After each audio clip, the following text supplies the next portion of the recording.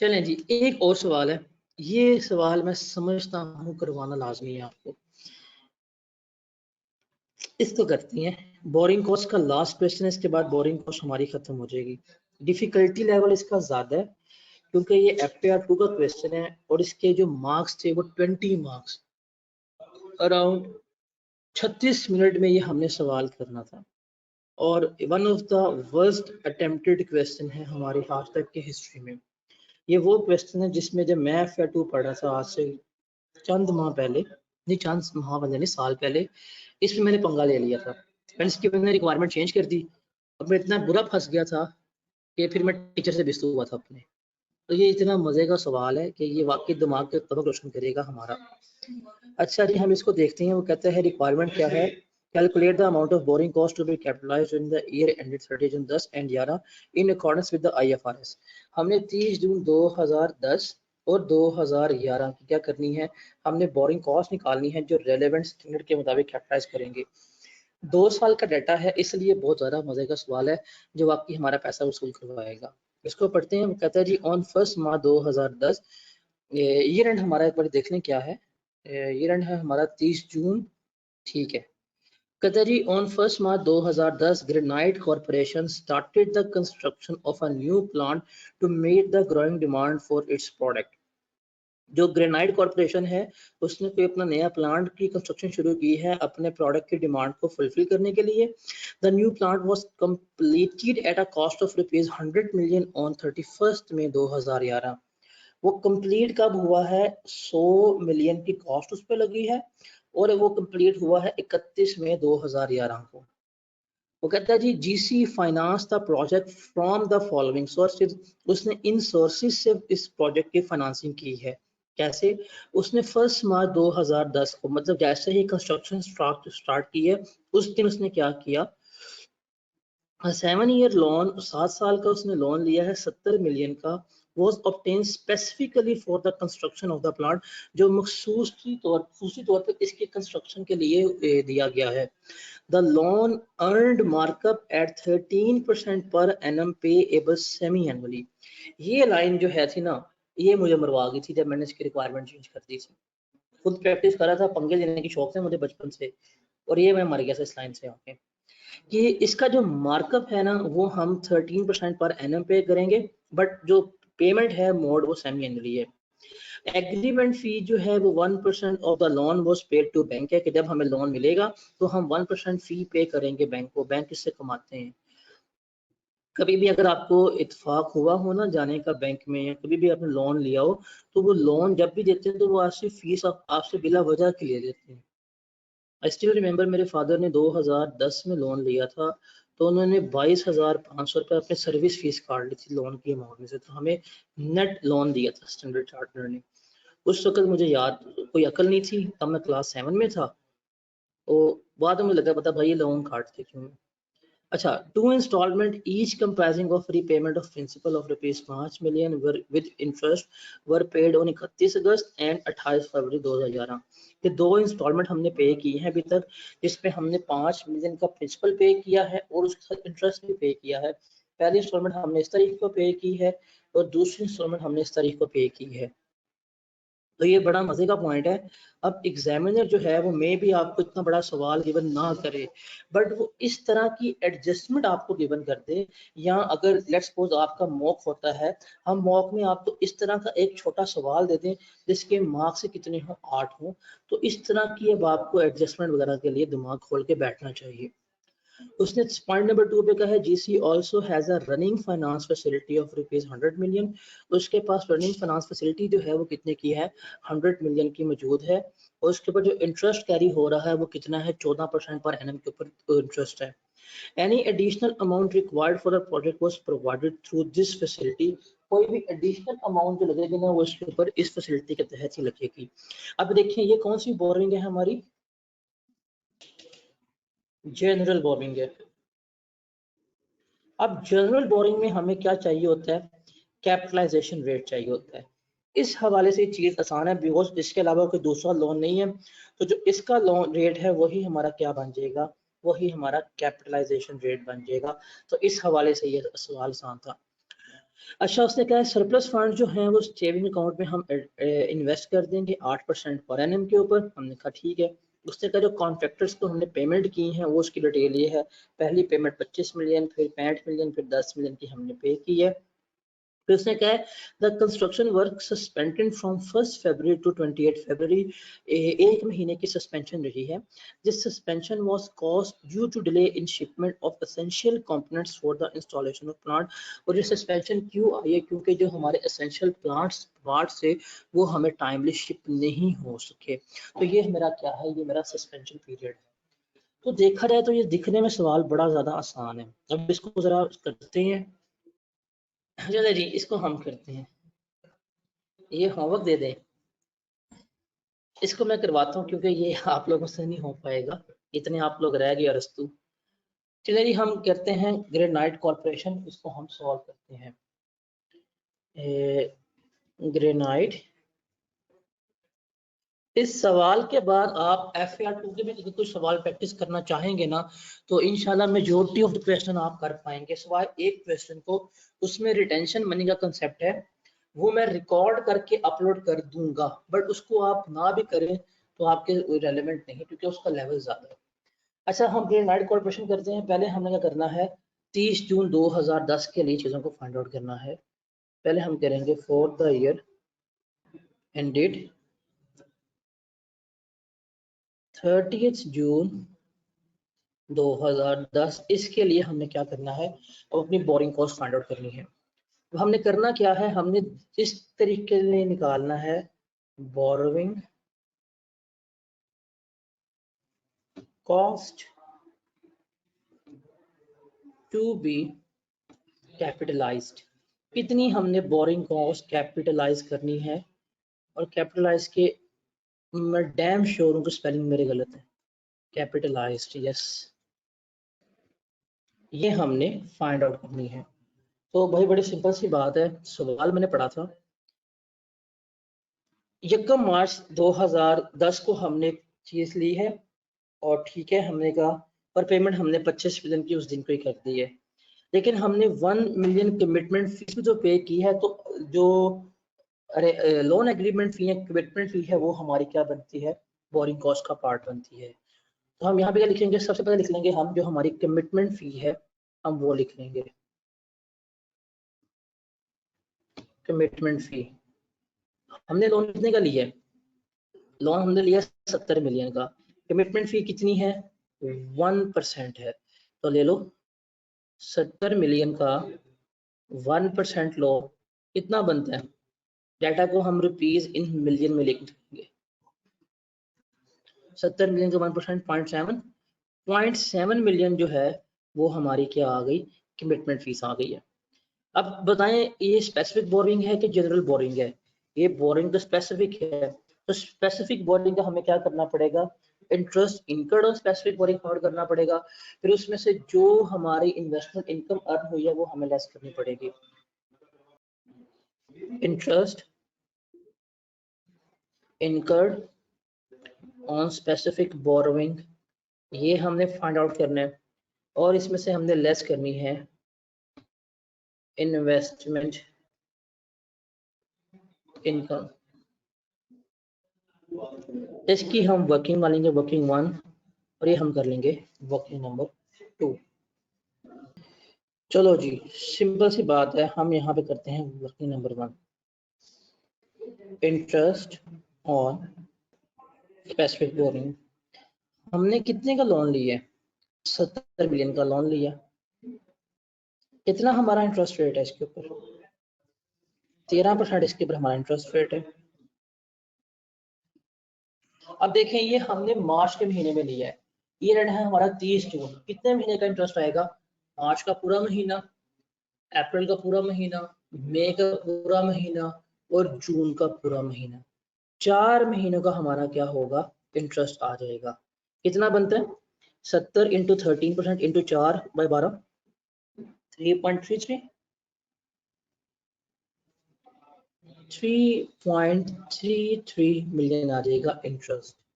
तो इस अरसे का जो इंटरेस्ट है वो हमारा कितना है, 3.33।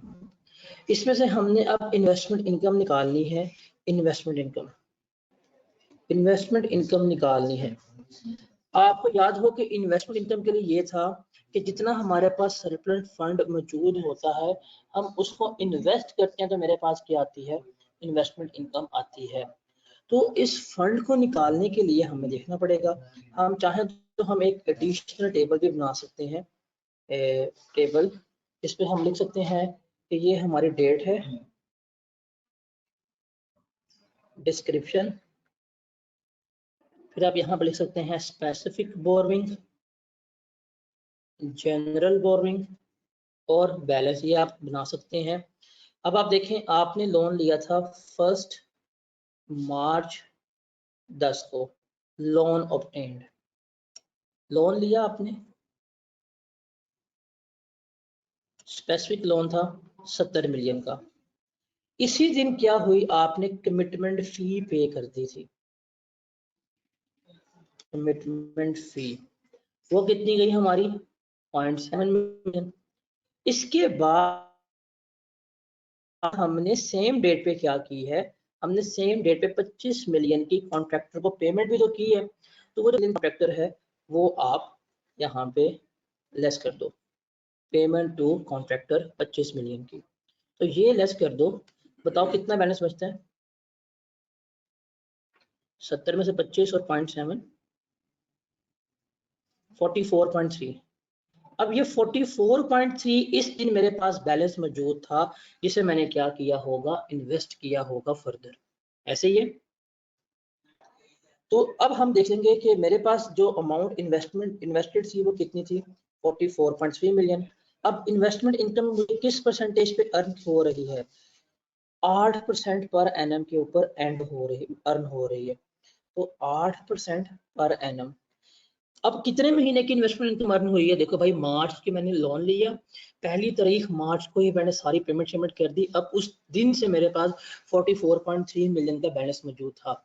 तो मार्च के पूरे महीने में इन्वेस्टमेंट इनकम अर्न हुई होगी, अप्रैल में, मई में, जून में, तो 4 महीने की मैंने क्या की होगी, इन्वेस्टमेंट इनकम अर्न की होगी। तो कितनी बनती है 4 महीने की इन्वेस्टमेंट इनकम, 1.18। अब ये हमारे पास दोनों आ गई, हम यहाँ पे लिख लेंगे कि इन्वेस्टमेंट इनकम इसमें से क्या करेंगे, हम लेस करेंगे 1.18। इसको हम सम कर लो, आपके पास आ जाएगी पहले साल की हमने बोरिंग कॉस्ट कितनी कैपिटलाइज करनी है, 2.553। ये वाली जो अमाउंट है ये हमने क्या की होगी, 2010 में कैपिटलाइज की होगी। Is it clear to everyone? अब हम चलते हैं जी ईयर 2 के ऊपर। ये सब तो क्लियर हो गया। 2010 में क्या करना था हमने, अब हम निकालते हैं for the year ended 30 June 2011, for the year ended 30 जून 2011। इसके लिए हमने क्या करना है, इसके लिए हमने अब सारा कुछ फाइंड आउट करना है। चलो जी, इसमें भी देखेंगे हमारे पास आ जाएगा वही चीजें, interest in on specific boring आ जाएगा, ये हमने फाइंड आउट करना है। उसके बाद जो इन्वेस्टमेंट इनकम होगी हमने वो फाइंड आउट करना है, और अगर कोई जनरल बोरिंग वगैरह हमारी लगी तो हम वो भी निकाल लेंगे। अब यहाँ पे कहानी है जो मुश्किल है, अब इसको हमने यहाँ से कंटिन्यू करना है। देखें ये पिछले साल का टेबल हमने यहाँ पे बंद कर दिया। अब हमारे पास देखिए 1 जुलाई 2010 को जो बैलेंस आ रहा है वो कितना आ रहा है, 44.3 आ रहा है, ऐसे ही है। अब यहाँ पे उसने कहा था कि हमने 2 इंस्टॉलमेंट पे करनी है, एक हमने करनी है इंस्टॉलमेंट 5 मिलियन की पे 31 अगस्त को, और दूसरी हमने इंस्टॉलमेंट पे करनी है किस दिन, हमने फरवरी को पे करनी है 5 मिलियन की। तो प्रिंसिपल अमाउंट जो हम पे करेंगे वो 5-5 मिलियन पे करेंगे और उसके ऊपर जो इंटरेस्ट बनता होगा हमने वो भी साथ पे करना है। अब आप मुझे खुद बताएं 31 अगस्त 2010 को मेरी क्या हो रही है, लोन की रीपेमेंट हो रही है। सबसे पहले मैंने क्या करना है, मैंने जो प्रिंसिपल है उसकी रीपेमेंट की। कितने का मैंने रीपे किया, 5 मिलियन का रीपे किया। अब इसका मैंने साथ इंटरेस्ट भी तो पे किया होगा। अब आप खुद देखें इंटरेस्ट हमने कैसे कैलकुलेट करना है। हमने लोन लिया था 70 मिलियन का, 13% इसके ऊपर इंटरेस्ट रेट चल रहा है और इंटरेस्ट जो है वो हम हर 6 माह बाद पे करते हैं। हमने 1 मार्च को लोन लिया था, तो 1 मार्च से 31 अगस्त तक हमारे 6 महीने ही बनते हैं। तो इस पूरे लोन के ऊपर 6 महीने का इंटरेस्ट कितना बनता है बताइएगा। 4.55 इसका क्या बन रहा है, इंटरेस्ट बन रहा है। तो ये वाली दो जो हैं ये हमने पेमेंट कर दी 31 अगस्त को। 31 अगस्त को ये वाली दो पेमेंट्स करने के बाद मेरा जो बैलेंस होगा कितना बच रहा होगा, 34.75 जो होगा वो मेरा 1 सितंबर को बैलेंस होगा। 34.75 मेरा 1 सितंबर को बैलेंस होगा। अब हम इसका इंटरेस्ट भी निकालना चाहते हैं। यहाँ तक की डेट हमें लग गया पता कि मेरा प्रिंसिपल यहाँ पे चेंज हो गया। पहले मेरा लोन आउटस्टैंडिंग था 70 मिलियन का, मैंने 5 मिलियन का प्रिंसिपल वापस कर दिया। अब मेरा लोन कितना बच गया है, 65 मिलियन का बच गया होगा। मुझे यहाँ पे क्या निकालना है, इंटरेस्ट ऑन स्पेसिफिक बोरोइंग। देखें जी 1 जुलाई 10 को मेरे पास लोन जो है था उसका बैलेंस कितना था, 70 मिलियन था, 13% इंटरेस्ट रेट था। जुलाई का पूरा महीना 70 मिलियन का मेरे पास बैलेंस रहा। अगस्त का पूरा महीना मेरे पास बैलेंस 70 मिलियन का। तो इसका मतलब 2 महीने का इंटरेस्ट तो मेरा आएगा इसी अमाउंट के ऊपर, 70 के ऊपर। कितना बनता है ये, 70 multiply 0.13 multiply by 2 divided by 12, तो 1.517 जो बनेगा इसका इंटरेस्ट बनेगा। अब क्या हुआ, प्रिंसिपल रीपेमेंट कर दी है। अब मेरे पास जो प्रिंसिपल है वो कितना मौजूद है, 65 है। 65 तो मुझे क्या करना, 3% ही है। अब अगली रीपेमेंट कब है मुझे वो देखना पड़ेगा। लोन की जो मेरा प्रिंसिपल चेंज कर रही है वो 28 फरवरी की है। तो 28 फरवरी तक मुझे डेज, तो देखें सितंबर से शुरू करें ना आप। सितंबर का पूरा महीना, सितंबर अक्टूबर नवंबर दिसंबर जनवरी फरवरी, 6 महीने मेरे पास क्या रहा, ये वाली लोन की अमाउंट क्या रहेगी, आउटस्टैंडिंग रहेगी। क्योंकि 28 फरवरी को बिल्कुल मंथ के एंड पे जाके मैं रीपेमेंट कर रहा हूँ। तो अरे क्या सुबह का मसला, 6 12, लेकिन कहानी में ट्विस्ट है। कहानी में ट्विस्ट ये था कि फरवरी के महीने में मेरा काम सस्पेंड रहा।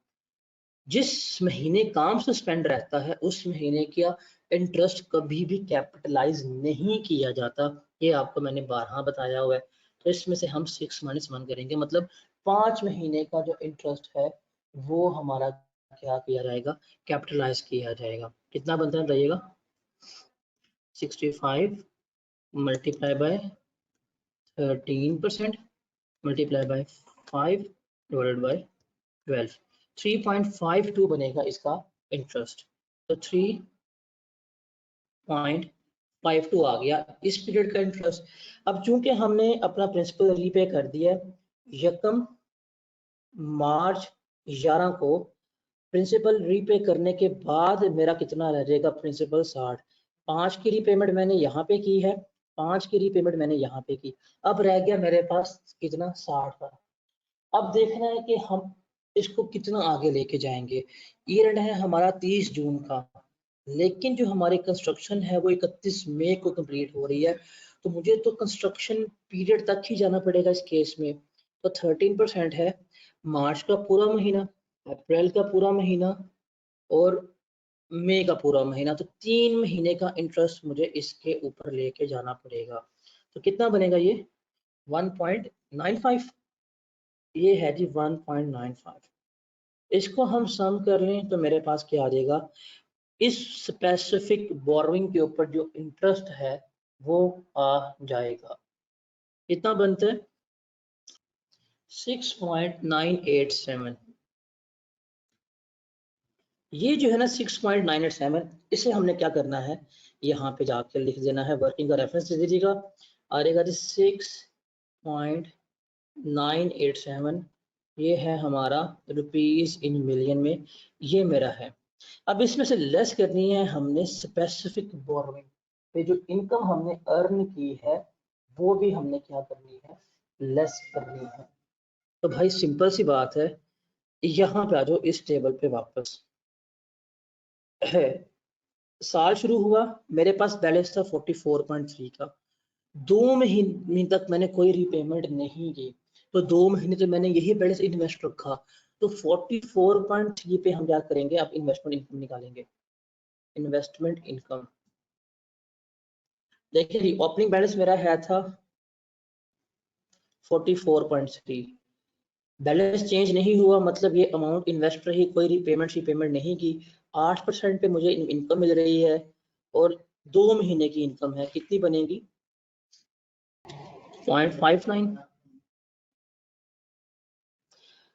ठीक है जी, अब हमने क्या कर दी, हमने अब यहाँ पे रीपेमेंट कर दी। अब रीपेमेंट करने के बाद जो मेरा बैलेंस है वो कितना बच रहा है, वो है 3475 मिलियन। तो 3475 मिलियन मेरा यहाँ बैलेंस बचता है। अब अगली पेमेंट मैंने कब की होगी जरा मुझे वो भी देखनी है। अगली पेमेंट मैंने 31 मार्च को की है 65 मिलियन की, इसका मतलब सॉरी मार्च को नहीं, जनवरी को की है, 31 जनवरी को अगली पेमेंट कर रहा हूँ। 31 जनवरी 2011 को पेमेंट की गई है 65 मिलियन की, इसका मतलब 65 मिलियन की पेमेंट की गई, तो ये तो हमारी स्पेसिफिक बोरिंग सारी की सारी क्या हो गई, खत्म हो गई। यहाँ पे मेरे पास बैलेंस में जो था 34.75 मिलियन का, वो सारा का सारा मैंने यहाँ से पे कर दिया होगा, और जो रिमेनिंग होगा 65 माइनस 34.75 वो मैं यहाँ से कर दूंगा। तो 30.25 मैंने कहाँ से पे किया होगा, जनरल बोरिंग से पे किया होगा। इसका मतलब 31 जनवरी तक के फंड जो है मेरे पास इन्वेस्टेड रहे होंगे। जरा काउंट करो, हाँ सितंबर से लेके जनवरी तक कितनी हमने इनकम कमाई होगी, 34.75 के ऊपर 34.75 मल्टीप्लाई बाय 8%। सितंबर का पूरा महीना, सितंबर अक्टूबर नवंबर दिसंबर जनवरी, 5 महीने बनते हैं, 5 महीने की कितनी इनकम होगी, अभी कैलकुलेट कर लेते हैं हम। 34.75 multiply by 0.08 multiply by 5 divided by 12, 1.158 बनती है इसकी इनकम, 1.158। इसको सम कर लेते हैं, 0.59 ये बनेगा 1.748। ये है जो टोटल इन्वेस्टमेंट इनकम जो इसको स्पेसिफिक बोरिंग से हुई है। तो हम ये जाके यहाँ पे क्या कर देंगे, लेस कर देंगे 1.748, ये लेस हो गई। अब इसमें चूंकि जनरल बोरिंग इस्तेमाल हो रही है, हमें निकालना पड़ेगा interest on general boring. General borrowings के ऊपर हमने कितना इंटरेस्ट इसके ऊपर लिया है वो हमें यहाँ पे निकालना पड़ेगा। तो भाई जनरल बोरिंग बड़ी ही आसान है, क्योंकि इस सवाल में अब उसके लिए रेलेवेंसी बड़ी इजी हो गई है। कैपिटलाइजेशन रेट हमें निकालना नहीं है, हमने देखना है हमने पेमेंट कब की है, वो उस पेमेंट डेट से लेके हमें ईयर एंड तक के जाना पड़ेगा। तो पहली पेमेंट तो हमने की है 30.25 की 31 जनवरी को। तो हम निकालते हैं जी इंटरेस्ट ऑन जनरल बोरिंग, कि जनरल बोरिंग के ऊपर इंटरेस्ट कितना बनेगा। तो देखें पहली पेमेंट जो हमारी हुई है वो हमने की है 34.75 की, ये हमने 31 जनवरी की, मतलब ये आउटस्टैंडिंग है फरवरी, मार्च, अप्रैल, मई। कितने महीने बनते हैं? फरवरी, मार्च, अप्रैल, मई। 4 महीने क्या रहेगी ये आउटस्टैंडिंग रहेगी। और रेट क्या है, क्योंकि हमारे पास कोई कैपिटलाइजेशन रेट नहीं है, एक ही हमने लोन लिया है, उसका रेट 14% है, तो हमें क्या करना पड़ेगा, यस 14% पे ही हमें इसको लेके चलना पड़ेगा, उसमें हमें कोई मसला नहीं है। तो 14% हमारे पास है, लेकिन लेकिन लेकिन मेरे भाई फरवरी के महीने में तो काम सस्पेंड रहा, सस्पेंशन के दौरान अगर हम स्पेसिफिक बोरिंग कैपिटलाइज नहीं करते तो जनरल बोरिंग भी कैपिटलाइज नहीं होगी। तो इसका मतलब हमें वो जो सस्पेंशन वाला टाइम है वो निकालना पड़ेगा, 4/1 करना पड़ेगा और इसको 12 पे डिवाइड करना पड़ेगा। तो बताएं कितने बनते हैं जी, 1.058 ये आ गई पहली पेमेंट पे। दूसरी पेमेंट हमने कब की है? दूसरी पेमेंट पे की है हमने इसी ऊपर की है, और कोई पेमेंट है हमारी? सेकंड पेमेंट कौन सी की है, गेस करो, मैं बताता हूँ आपको। 28 फरवरी को हमने प्रिंसिपल भी पे करना है और उसके ऊपर जो लोन है उसकी भी इंटरेस्ट की भी रीपेमेंट करनी है। अब देखिए मेरे पास तो फंड है ही नहीं, मेरे पास तो पैसे हैं ही नहीं, तो मैं कहाँ पे लेके चलूंगा, तो कहाँ से पे करूंगा? साफ सीधी बात है, इसकी पेमेंट कहाँ से होगी? जनरल बोरिंग से होगी, तो वो वाली पेमेंट भी यहाँ से आएगी, ये इसमें पॉइंट ट्रिकी था। दूसरी पेमेंट जो हो रही है उसमें क्या क्या आ रहा है, एक प्रिंसिपल की रीपेमेंट आ रही है 5 मिलियन की, और एक आ रही है इसके ऊपर इंटरेस्ट की रीपेमेंट। अब इंटरेस्ट की रीपेमेंट देखिए मेरे पास आउटस्टैंडिंग 965 मिलियन का था, 13% इसके ऊपर रेट था, और 6 माह का मुझे इसके ऊपर इंटरेस्ट निकालना है। कितना बनेगा ये इंटरेस्ट? 4.225। ये सारी की सारी पेमेंट कहाँ से की गई है? 9.225 की पेमेंट कहाँ से की गई है? जनरल बोरिंग से ही की गई है। अब क्योंकि ये जनरल बोरिंग से जा रही है, इसका भी इंटरेस्ट कैपिटलाइज करना पड़ेगा। अब ये 28 फरवरी को पेमेंट हुई है, तो ये मार्च, अप्रैल में 3 महीने का हमें इसके ऊपर इंटरेस्ट लेना पड़ेगा 14% के ऊपर। कितना बनेगा ये? 0.322 इसको सम कर लो, 1.380 1.380 ये इंटरेस्ट हमने क्या करना है, कैपिटलाइज करना है।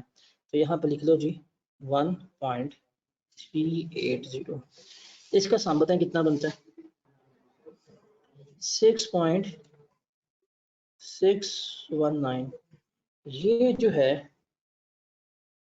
ये है हमारी borrowing cost to be